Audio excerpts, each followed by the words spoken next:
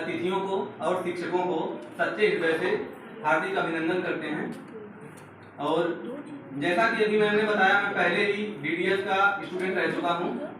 तो जैसे आप लोग भी यहाँ पर इंग्लिश स्पीकिंग या कंप्यूटर वगैरह सीखने के लिए आते होंगे, हर कोई आता है, मैं भी ऐसे ही आया था, लेकिन आने का रीजन थोड़ा अलग था। क्योंकि मतलब मैं 12th बाद तुरंत आया था और मैं जैसे कि गांव से बिलोंग करता हूं, तो हम लोग ज़्यादा सोचते नहीं थे कि हमें लाइफ में क्या करना है आगे ऐसे वैसे। तो आप सभी लोगों के घर में आप लोगों के पापा होंगे ना, मतलब आप बोल सकते हैं क्योंकि मैं पार्टिसिपेट नहीं किया हूँ, तो मतलब आप लोगों के पापा होंगे ना।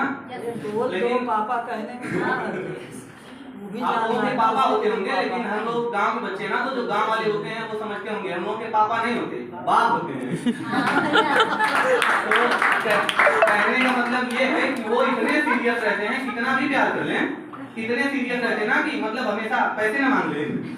तो रीजन ये नहीं होता, मेरे पापा हमेशा से सीरियस ही रहे हैं। और उसका रीजन ये है ना कि उन्होंने मुझे कभी डांटा नहीं, अगर कभी डांटते तो शायद मैं भी थोड़ा खुल जाता, लेकिन वो जो बोल देते थे, अगर वो बोले कि एप्पल है, अगर उसे बोले कि नहीं बेटा ये मैंगो है, तो मैंगो ही ठीक है, एप्पल नहीं है वो।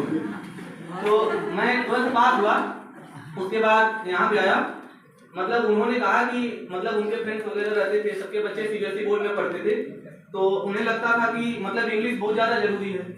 तो मुझे बोला गया कि जाके इंग्लिश सीख लो, और मैं भी सीधा वहाँ से आया और कहीं पे गया नहीं, डायरेक्ट DDS में आया और मुझे अच्छा लगा।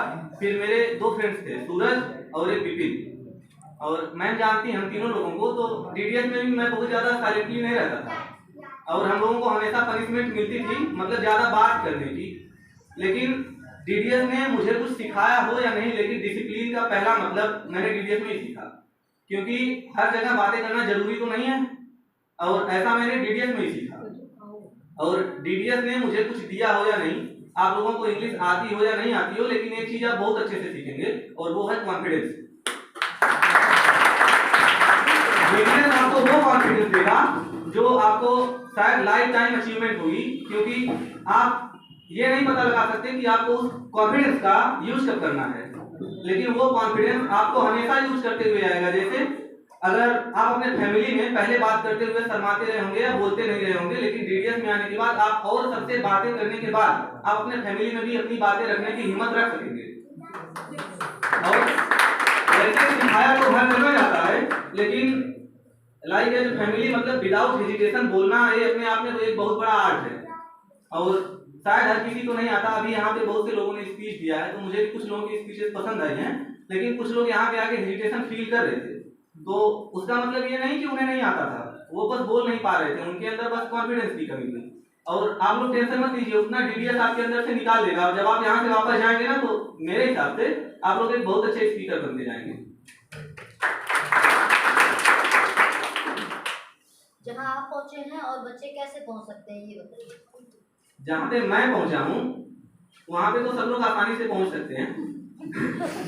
मैं सर में अब आप लोग सोच रहे होंगे कि आसानी से कैसे पहुंच सकते हैं। हम लोगों को स्टार्टिंग से ही बताया जाता है कि संघर्ष करना सीखो, संघर्ष करना सीखो, और शायद हर कोई फॉलो भी करता होगा कि संघर्ष करना सीखो। अच्छा बताइए, पढ़ना आपको है, करना आपको है, काम ही आपका है, फिर अपना काम करने में संघर्ष कौन सा, वो आपका काम हुआ ना। फिर उसमें ये ऐसा क्यों वर्ड यूज करते हो कि संघर्ष करना। जब हम उसे बोलते हैं कि संघर्ष करते हैं, तो वही वो काम हमारे लिए बहुत हार्ड हो जाता है, लेकिन जब हम उसे सिर्फ अपना काम समझ के करते हैं तो हम इजीली कर सकते हैं, कोई मुश्किल नहीं होती हमें, हम आसानी से वो कर सकते हैं। अभी आप क्या हैं और किस बैच में आपका?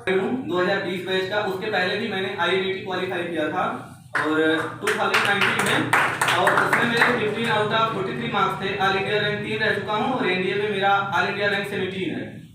आप 2020 की लिस्ट निकाल के भी देख सकते हैं। और अभी मैं इस समय ट्रेनिंग पे हूँ, और I am a flying officer in मैं एयरफोर्स एकेडमी में फ्लाइंग ऑफिसर हूँ।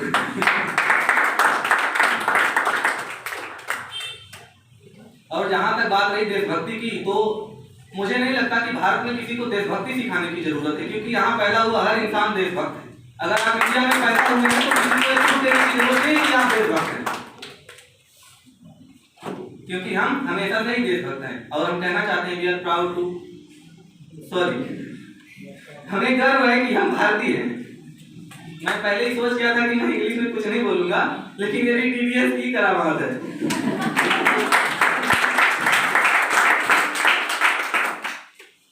मुझे इतना समय से बोलना तो बहुत कुछ आता हूँ, लेकिन समय थोड़ा कम है। फिर मिलेंगे ऐसे ही। आप सभी लोगों को मुझे इतना समय देने के लिए बहुत बहुत धन्यवाद।